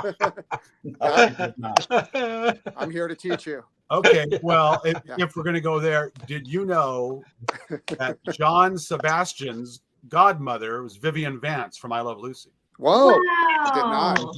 True story. Cool. Did you know that Vivian Vance was younger than Lucille Ball? Yes, it's true. Yes. Oh, okay. She just was married on. Well, She apparently was upset about being married to a character that was so much older in the show. Yeah. Mhm. Yeah. Oh, they hated each other. Yeah. Dang. Hey, William the Frawley chat- used to call the- Vivian Vance something that I can't say in front of Jeremy. Right. Ooh. And William Frawley Yeah. was, The chat has been mentioning New England still. So I love it. I got to talk about New England all day. I think we got to talk about Walking Wild. I think that is just that's a really power poppy AOR kind of really. There's a lot on that record that Todd Rundgren pulled out of the band. Yep. And I love that record. That's the record I pull out most. Wonderful. Greg. Frawley, yeah. Rocked William him. Frawley. to the William show. Frawley was probably Yeah. 40 on that show too. You know what I mean? Like, he probably Yeah. was- I think he was a lot younger than what you thought. Yeah, he was. yeah. Dang. It's not easy to wear long pants up to your neck. Seriously. Managed to do that. That's a good subject though for future program. Would be bands that we would consider almost power pop, Mhm. but not Mhm. quite. you Ooh, know? I like Yeah, that. that's a great. Yes. I like it. Yeah. The Babies. Yeah. Yeah. Yeah. You know, Oh, I just watched the documentary last night. Yes. I just watched it. Oh, really? It's on Amazon Prime right now. It's streaming there. oh, Which nice. one? Ooh. Which one? Yeah, Bruce? it is John really Wayne. good. The hard. Oh. Okay. If you want to hear him complain about not being able to work during the pandemic, it's the movie for you. Yeah, it could have used some editing there. Yeah, no. It's definitely watchable. Yeah, it's definitely watchable. Oh, But yeah. I really enjoyed it. I thought it really projected a genuine authenticity and honesty about how important performing live was to him, and how that really gave his life sort of definition and meaning and substance. And I think he was really sincere about that. I Yeah. found it really fully. There was no pretense with them. I know he has a bad reputation for being very difficult, but Right. and there's lots of John Waite stories. Setting those aside, because I can't confirm or deny them, that guy has forged a path of independence, in that that has come with great difficulty, and I really admire him. No, his later records are actually amongst his best work, too. To be honest. But man, the Babies, holy cow! Those Yeah. last two records they did with Jonathan Cain and Ricky Phillips are just, they're AOR kind of melodic rock classics. Agreed. Yeah, I like that idea. We'll have to keep that in mind, David, for a future episode. We'll get a whole list of. There's lots of AOR power You pop. got it. Yeah. You know, the known stuff and the obscure stuff. Yeah. Because just trying to think of off the top of my head, you start like trying to really like work your brain, like what would be something good to talk about, like what artists, and there's probably tons of them, but to sit here and try to come up with them, I got to start looking around a little bit. And, Yeah, there's so many. I got a big AOR fetish. So Ronnie, you and I can go on for a while. Absolutely, On Bruce, that. yes. The one that popped out to me is like the first 707 record. Oh, Not just so good. Yes. yeah, Yes. just so classic. Rock Candy is one of the best record labels. Oh yes, aren't Right? they? Yeah. So great. Yeah. Chris Church. Chris Church. Don't know Chris Church. Ronnie, I need to ask you something right now. What is it that's happening now on Facebook that you really want to see more of?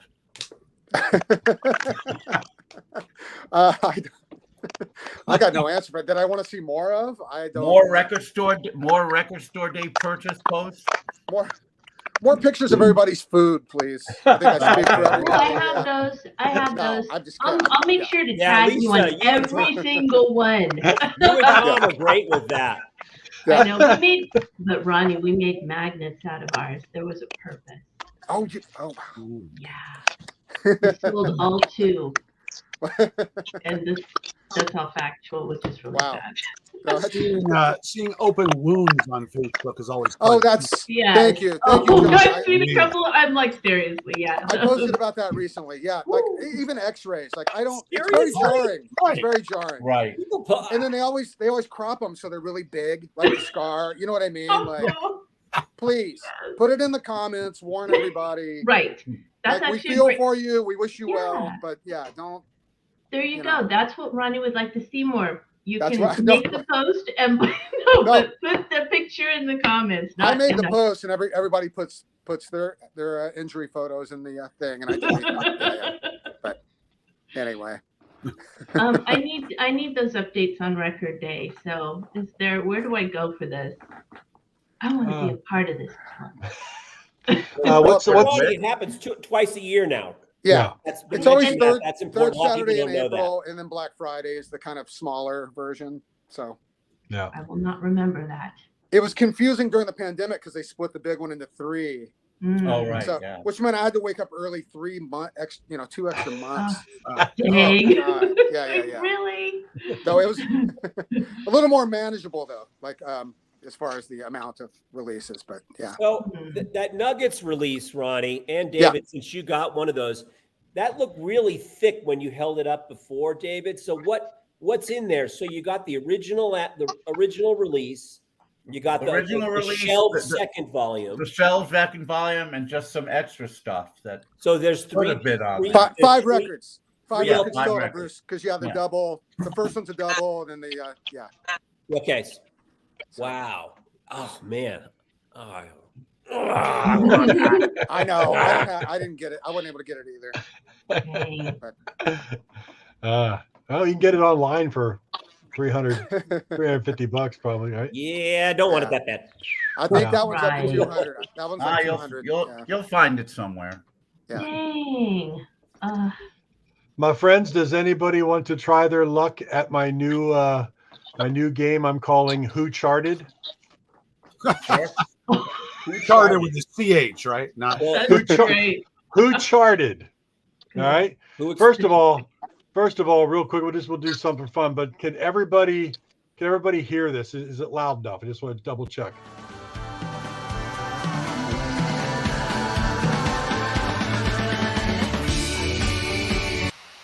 All right. Yeah. We can get that, right? Check it out. The answer All right, is good. yes.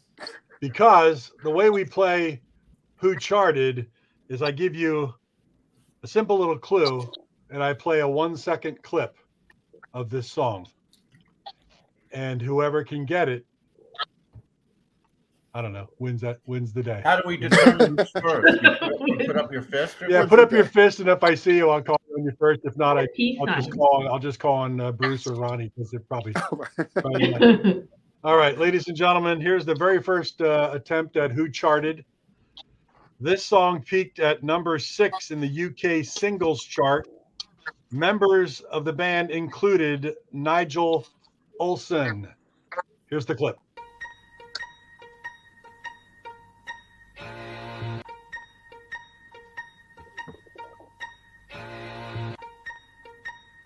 I've never heard it.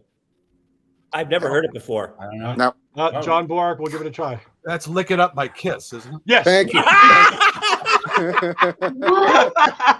No. Best comment of show. Best. Wait a second. That's a song called "Everything I Am" by Plastic Penny.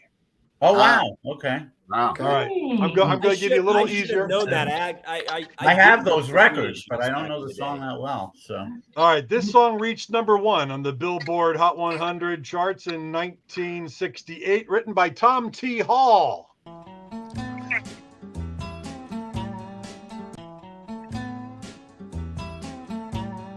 Oh. John had his hand up. What you got? Is that Ode to Billy Joe? No. No, too No. early. He didn't write. Harper Valley PTA. Harper Valley PTA. That's what I meant. Nice. Oh, Genius nice job, Steve. Mr. Good one, Bash. David. Smooth Riley. sailing, yeah. Wow, that was. Yeah, boy, that's one all of us should have kind of picked up on quicker. I I haven't would've heard thought- that song for years. I'm I would surprised Yeah. have thought that would have been easy for everybody real Yeah, quick. no, but, I'm Had to make it. surprised. Well done, Mr. Bash. Who charted? David Bash with the first right answer. Reached number 6 on the Billboard Hot 100 in 1967. This was written by Holland Dozier and Holland.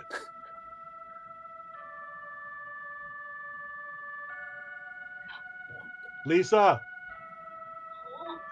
I'm only is it 3 Dog Night? Dang. Okay, then forget it. Yeah, I don't know why. It's not coming to me. I know. Ladies and gentlemen, Yeah, I that was "You Keep Me Hanging On" by Vanilla Fudge. Oh, That's shame on I me. knew. I thought it was you keep. I just Yeah. didn't think. Okay. I hate Vanilla Fudge. I don't Yeah. like know, turning 60. I was thinking it had to be a Motown record. That's what screwed me up. Everything about turning 60 is awesome except music memory. Yeah, no Lost. doubt. Yeah. Let's try one more, unless you're all sick of it. This one peaked at number 55 in the Billboard Hot 100 in 1969. The song lyrics contain no actual words.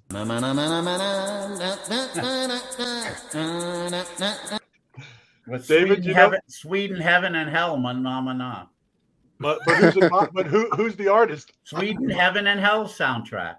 Piero Umiliani. Oh, Mana Mana. Isn't I've that never on heard that Sweden, before. Heaven, and Whatever Hell that was, that was soundtrack? That's what I thought the name of the group was. It's not? Piero Umiliani. Yeah. Mana Mana. Can you play a little more? I've never heard that before. It did not chart in Boston. I don't have the whole song here. I'm just I'm only prepared for who charted clips. All right.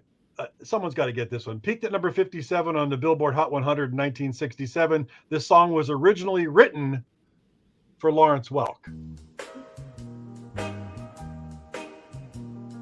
I shuffle.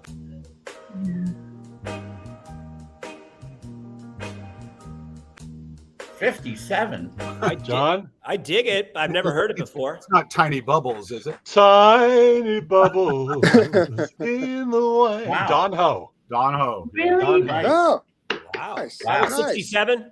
That was 1967. 67. Yeah. Wow. That's pretty early for all of us. This is not my era. those These are are all from those- 67, 68. This is not Those my era. are all right. You got a show of mostly children from the 70s. I know. That's why I went. Know back your to the audience, 60s. Mark. Come I know. on. Well, audience. this is how you figure these things out. You guys got this one. Here we go. Peaked at number 8 in 1970. The full version of this song ends with a few bars from a song from the musical Oklahoma. John. Montego Bay by Bobby Montego Darin. Bay. Nice. Nice. And that's who charted here on Material Issues. Thanks for. You know what's Thanks, funny? Back in like a long time ago, Darian and Nick and I and Steve Kabashigawa, whoever else, we used to play a game. I don't know if you guys did it, where you would just turn the dial of the radio. Yes, I remember you guys doing that. I do that with my daughters in the car, and because I've got Sirius XM, we start at channel 1 and we cover up the screen on the radio, and whatever comes on, whoever can guess the song and the artist gets a point. Now you go through 120 something stations. A lot of the stuff none of us know, but there are stations where only my younger daughters know. There's stations that only I know, and we get halfway through the whole thing, and it's like Dad's got 5 points, Hannah's got 4, Leah's got 3, and you get to the next station, it's like we're all just like, and then the song That's plays. so cool. That's a And the great fact that you do get the answer because it's like you. It's right there on the screen if we uncover it, and they love it. Now, turning the dial was half the fun.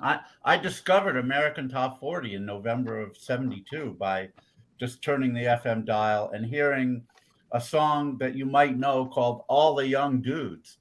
I didn't know, of course, who it was, and all of a sudden I hear this song, like, wow, this is great. And then I hear a voice saying, and that was number 37 by Mott the Hoople. And it was like, oh my God, first of all, number 37, I got us a chart. And Mott the Hoople. And it's like, yeah, I was transfixed. And I listened to it for years and years and years after that. Ronnie, that's the same way I discovered Rodney on the Rock.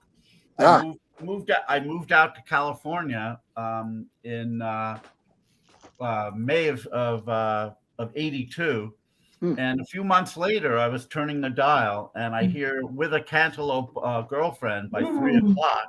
So again, another song I didn't know, and then I hear this voice of, "Oh, that was a 3 o'clock with Cantaloupe Girlfriend," and then we heard. And I always loved how he back announced, but would say, and then we heard. Yes. Back announced backwards. And then we heard. And I thought, who is this weirdo? And the rest is history. There you go. Yeah. Wonderful. So I bet you Ronnie has an opinion on this related to Mott the Hoople. Big, massive Mott the Hoople fan still to this day. I've read both of Ian Hunter's biography books, which are about 1,200 pages total there. But Mott, drive on and shouting and pointing. Thumbs up, thumbs down. I'd put it about halfway. I'd go do the medium thumb. Okay. You know what I mean? Like, I think they're two of my all-time nice. favorite records of from the mid-'70s. I love those records. Most people don't give a rip about them. I just think they're brilliant. I'm into that genre, like bands that continued without their main person, like, you know, the $1 Billion Babies. I think that worked Spiders there from for Mars. me. Yeah. Not the Doors, though. Mott, the Doors. No, not the Doors. Yeah, that one did not work so well. They're not that good, but they're fun to listen to. They did 2 records without him. Can you They believe did 2. that? Can you believe know, that? that Most is people amazing. think it's 1. They did 2. Yeah. Amazing when you think about it. God, no. what were they thinking? When we have those in the store and somebody like a young person will buy it, I always have to tell them, like, Yeah.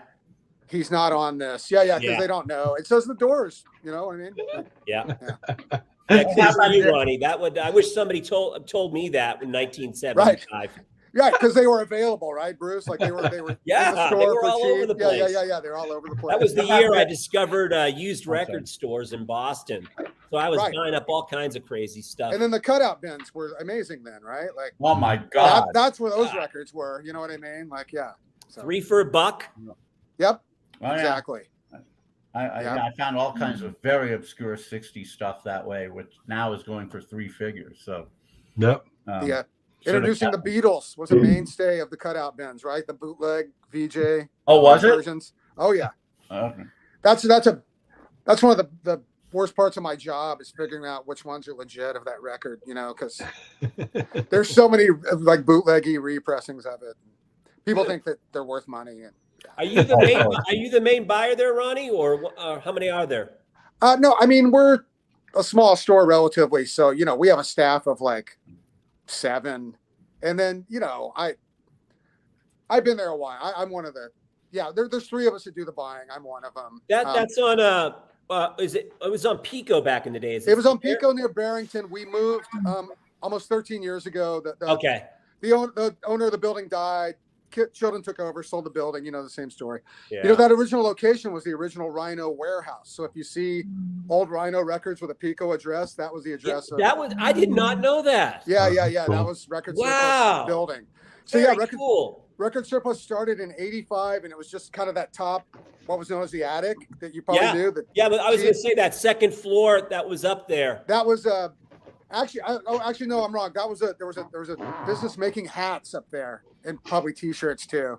And yeah, Record Surplus only open on the weekends as part of the warehouse originally. So Rhino roots with that store. So yeah. The coolest thing about not the coolest, but one cool thing I'd never seen before is that you guys would price things so that with tax it would round to $1. The dollar, exactly. I invented that, David. God, that's a great idea. No, I didn't invent that, but I take credit for it. But no, people. All our prices go to an even amount. So $7.31 and $9.13, and we don't deal with change at our store. No, you should. I mean, let's just get rid of coins altogether.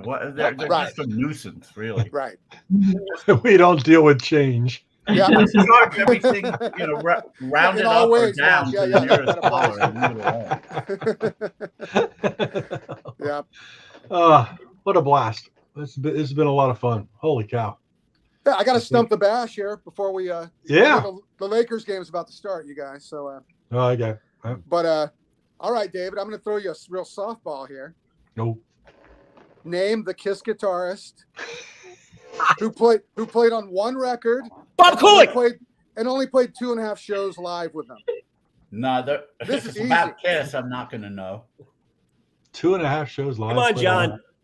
Anybody? He made one complete album with them and only played 2.5 live shows. Eric Clapton. No, I'm just. Tommy Thayer. Oh, well, it's not Vinnie Vincent. Wow.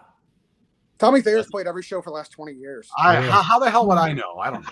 All right. It's Mark St. John. Want a name out there that I thought Mark St. John. Mark St. John. He had arthritic, I don't know if I'm pronouncing that correctly, problems. They took him on the road with Bruce Kulick as a backup, and he only performed 2.5 shows, and finally, yeah.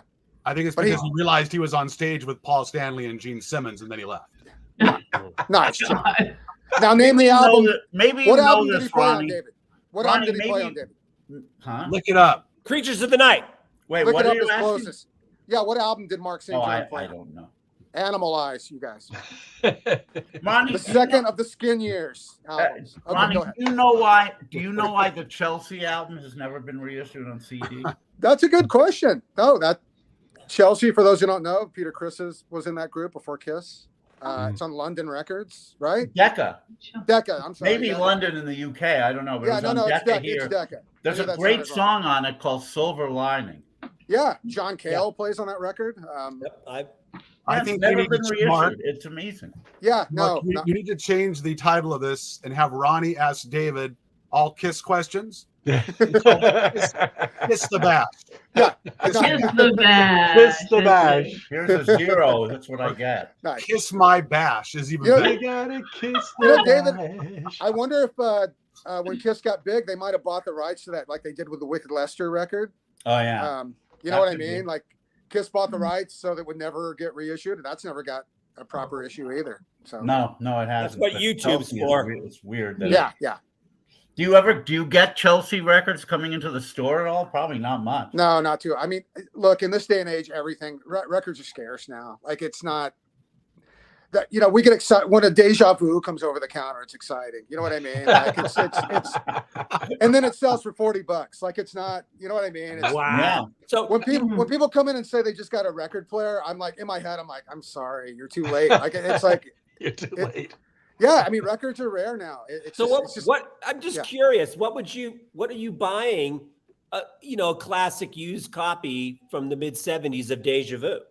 What are you buying that for and then selling it for? Yeah. Of course, depending on condition. Yeah, right? of course. $7, Reasonable. $8, $7-8 probably, and then selling it for between 30 and 40 if it's minty.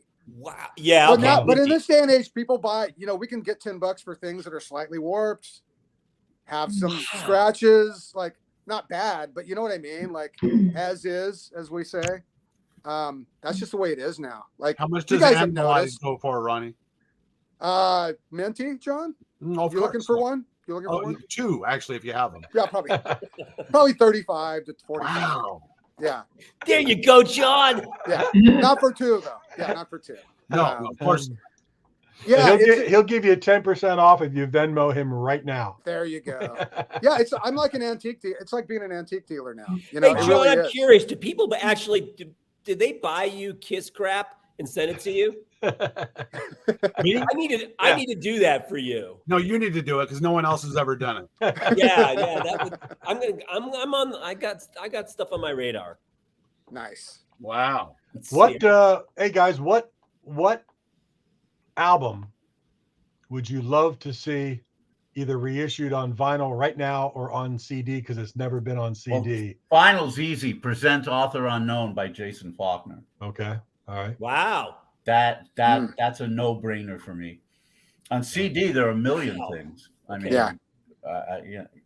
Is that one of your? What I haven't seen your all-time latest list. Is that in your top 10? Presents Author Unknown. It's Yeah. very close, around 11 or 12. Yeah. That's that's the only thing. That might be the only thing on that list, or the highest thing on that list that hasn't been done. Oh no, Wonderman's albums haven't been done on vinyl. So Yeah, that's a good I one. Yeah. love One the day. first two a lot.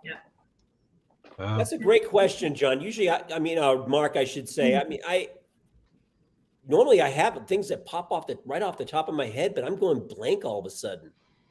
Well, I know with you I need and a trigger or two. I know with you and I when we talked on the show, there was the one big act that really needs their final album released. We with Artful Dodger. Artful Dodger. Yeah, Artful Dodger.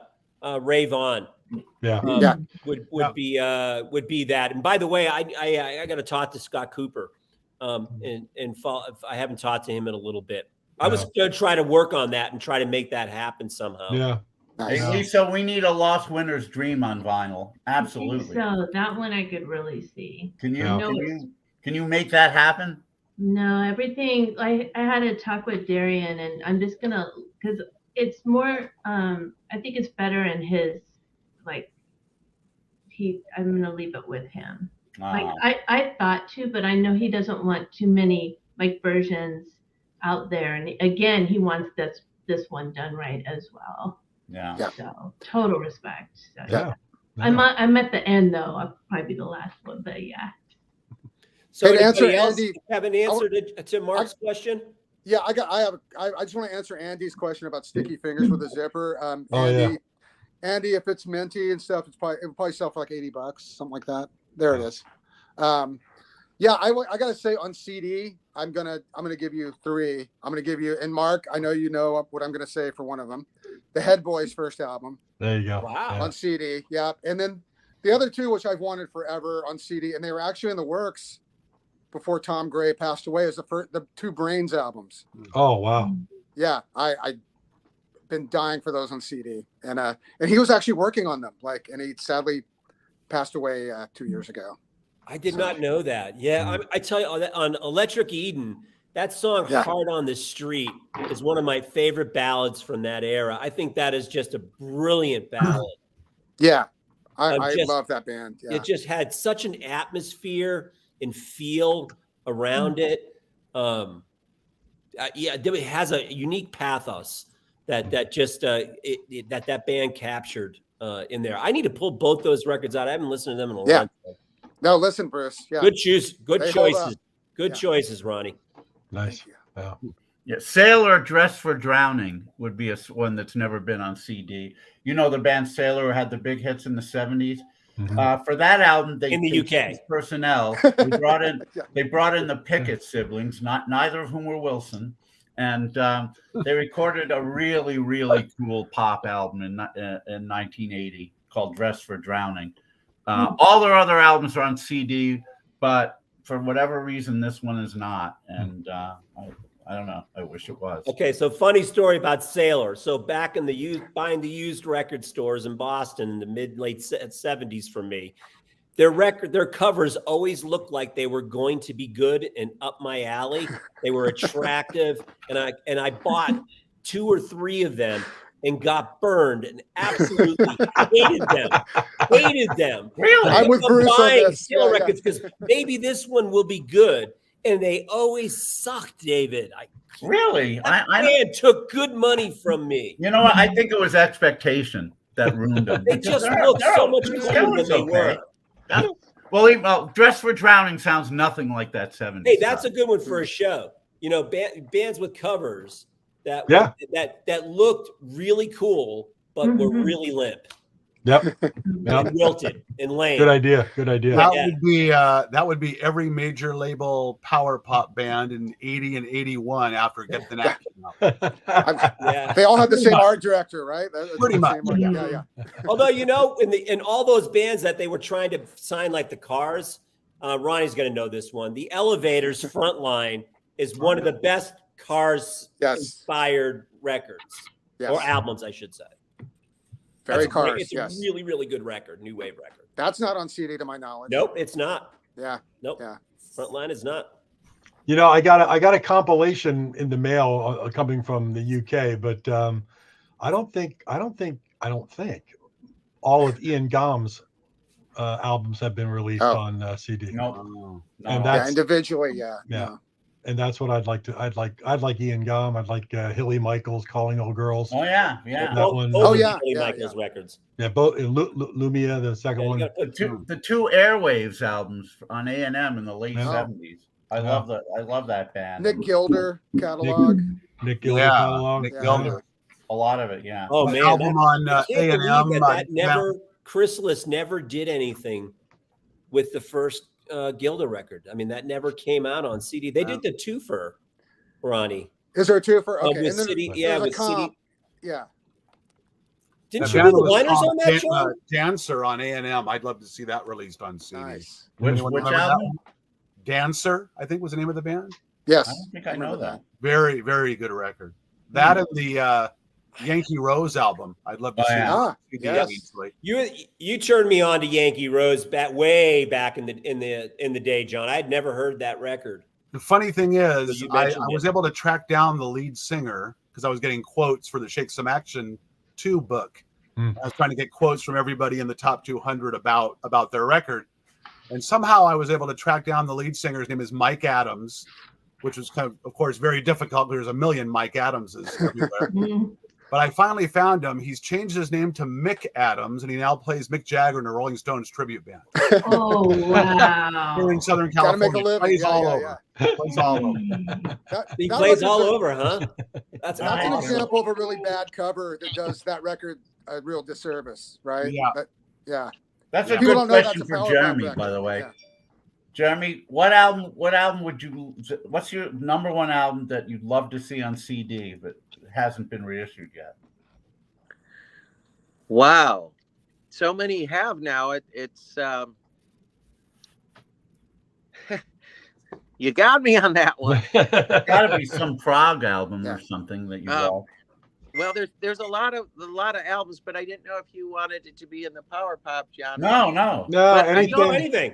I don't think the Dodgers has been put No. on CD. Nope. No, it has No. not. And I Yeah. think the Dodgers album is a great album. Yeah. And there's so many extra tracks and unreleased songs with that band too that would really The fill out a early, great- versions of some of the early versions of the songs that were on the album, Yep. like "Don't Let better. Me Be Wrong," which is better. Yeah. Absolutely, it's better. Yeah. Very much so, David. That'd be a good not lame release, Bruce. Revamp Yeah, the you know, label. back in the day, Yes. I looked at doing that. Yeah. You know, I looked at, I dug around and try to track down the rights and try to figure that out. It went to a dead end. As usual. Hey, Yeah, You guys but don't I agree with spent this a couple months looking into that one. Full Space, you guys. I know Yeah. you guys Oh, agree on that. yeah, I wow. was thinking Oh, about God, yeah. that a Yeah. couple Good one. weeks ago. Why haven't those? There's some story behind it. They must hate each other or something, but because Yeah, there's they must just own nothing. them, right? Yeah. I mean, they've never done anything with their entire catalog. And they released that one great reunion record in 02, 03. In 02, that is an awesome I mean, album. that self-titled record Yeah. is one of those great lost gems. And they did one pressing, Not Lame. I sold a couple, well, not we, but Not Lame had 5 employees at that time. But we sold a couple hundred copies of that record easily, Wow. I'm maybe sure. 300. Yeah, they came. Do you remember they came out to IPOLA and played the entire album? That's Wow. one of my biggest thrills of Yeah. IPO, having them do that. So Wow. do you know why that would be, David? It's so curious. Why they haven't come out? Yeah. I don't. I Actually. mean, not digitally, nothing. Yeah, I don't know. Yeah. And I think, what's his name? Michael Frink. He went on to be Jimmy Frink. that Jimmy went on- Frink, He's yeah. a big producer in LA. Are you thinking of wait a minute, what's his name? What's his name? Frink? Wirt, Jim Wirt. Jim Wirt. He's the producer, yeah. Yeah, Jim Wirt is. Yeah. Wow. Not They Jim- probably just don't care. I know a lot of people in legacy bands, and they just don't care about. They just could care less about Yeah. having stuff come out That's a again. good point, Ronnie. I came across that fairly often Yeah. during the Not Lame years. Yes. Green on Red is a perfect example. Like they just don't care. They've gotten offers, and they just Yeah, I was Gas Food Lodging. Still, Yeah. you can't find. It's not streaming anywhere. Well, that was the one that did get. Actually, Wounded Bird ended up doing Gravity Talks briefly too, but they were approached about the 2 Bibles one, the first one, and they just couldn't be bothered. It blows my Wow. mind. It blows my mind. Here's Wow. another great one I'd love to see on CD. Phyllis McLeod, La Partie du Cocktail. Oh, both of those records. But especially the first one. Yeah. Oh my God. I'm partial to both those. What gems? Yeah. That Oh, goes yeah, well. right there, I'll put yeah. another one related to that. So Vance or Towers. You guys. Oh yes, That's- yes, Well, Vance That's or one of Towers, my yeah, favorite, yeah. all-time favorite records. Yeah. Good Yeah. one. I Yeah. bought that. Man. I think I told one of you, maybe Lisa, I told you this story when you interviewed me, but I shouldn't, because when you hear this story, you say, I shouldn't have said this in the presence of a lady. But I bought that record at a porn shop in the Combat Zone in Boston in 1976. Because What's the name of that shop? Yeah, they have records. Yeah, I'm shopping for records. Yeah. I would go into the DJs would dump their promos into these porn shops, and somehow I found out. Really, Yeah, somehow Bruce, I was yeah. 14 years old. Lisa, it's true.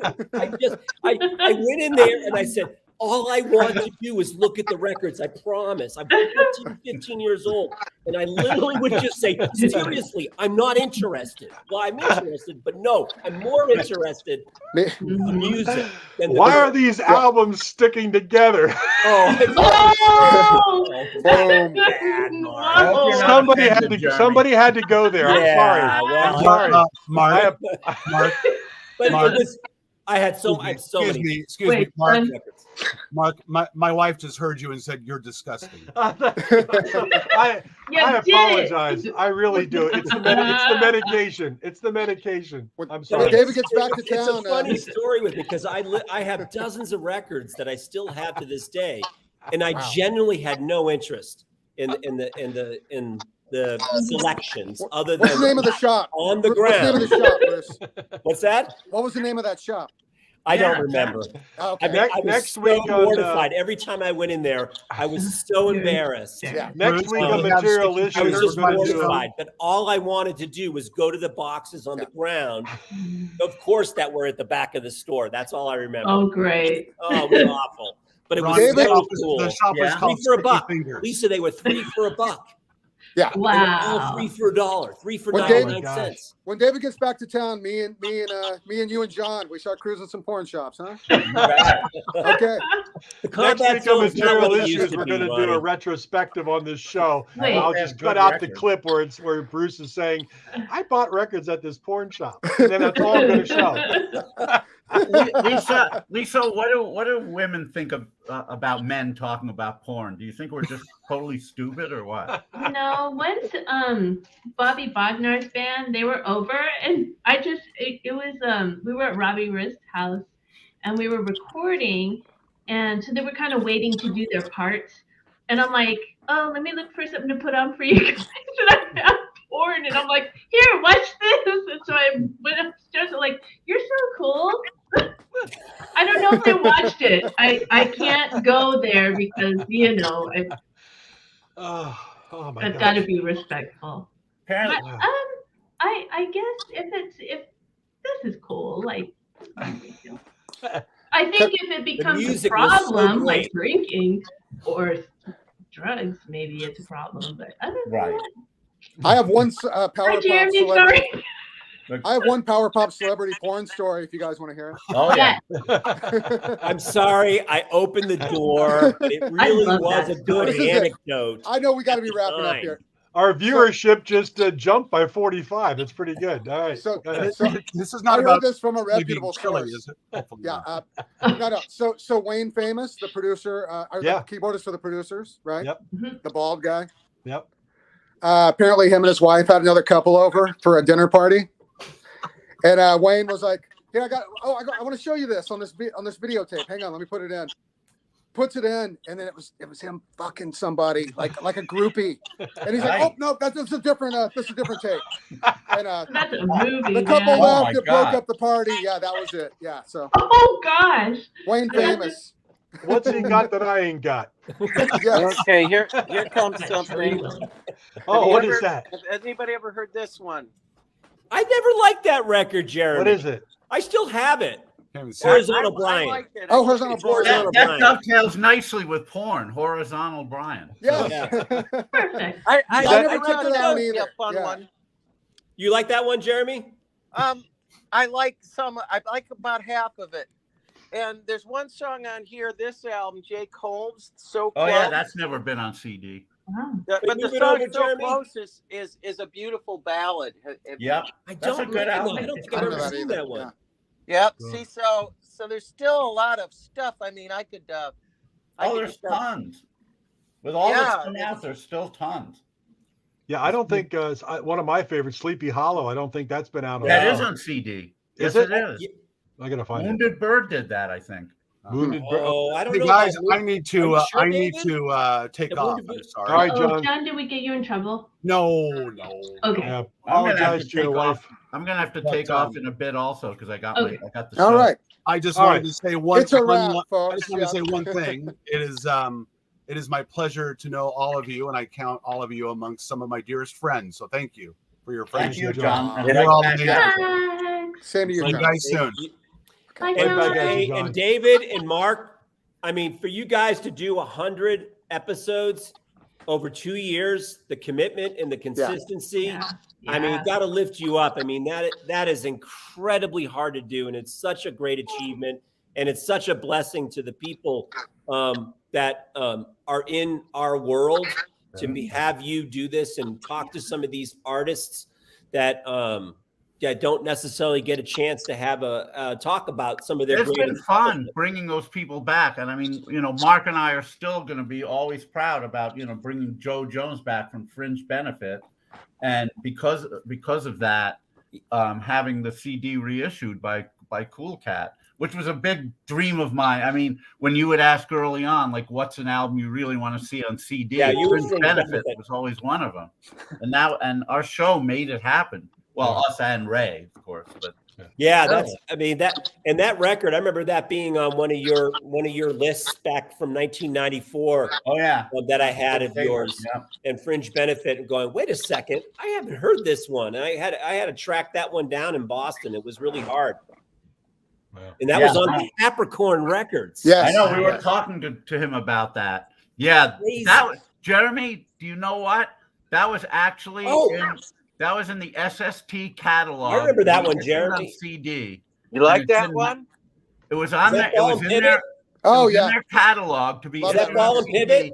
And then the label folded right before it happened. Aw. That's a pretty good album. It's great. That's a Not great the one, album. Jeremy. Great. Yeah, That's not what on you're CD. Yeah. I want that on It had a CD. catalog Yeah, me too. number and everything, but it didn't happen. Awesome. What a bunch of geeks we are. I know. It got nerdy, Lisa. Yay! I'm I sorry. Pathetic. Here's one. I love it. I How love about it. this? My favorite people. Oh yeah, that's not been on CD. I don't think. Has it? Oh, The Criers. The Criers. Man. Well, we brought Jeremy, Larry nice on. Yeah. find there. Unfortunately, I guess Universal owns those, and probably the tapes are gone. So Yeah, he's You don't got need the he's tapes. got a couple. You don't Here's need the another tapes. one. Yeah, Which yeah. one is that, David? the Criers, Oh, the Cries. they're Yeah. two Yeah. albums. Yeah. Those They tapes were are spotty probably for me, gone. but you pick the best songs off those two records, then got a really good record. Oh my God, yeah. Yeah. Wow. David, is there a place where you have all your best of lists, like a compiled place? I have my best of lists from like the past 20 years in files. I can send them to you.